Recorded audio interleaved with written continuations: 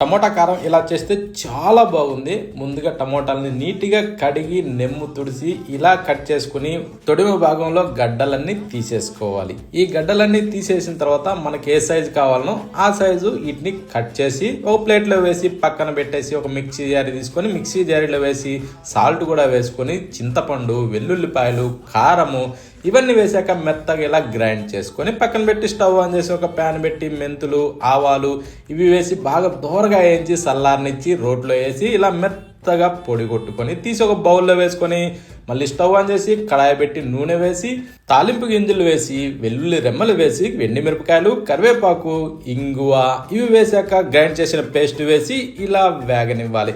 ఇలా వేగిన తర్వాత రోట్లో దంచిన ఆ పౌడర్ని కూడా దీంట్లో వేసేసుకుందాం. వేసాక కాస్త ఈ పౌడర్ని అందులో బాగా ఇనికేదాకా ఇలా ఉడకనిచ్చి సన్న మంట మీద ఇప్పుడు వేడి వేడి అన్నంలో తింటే సూపర్.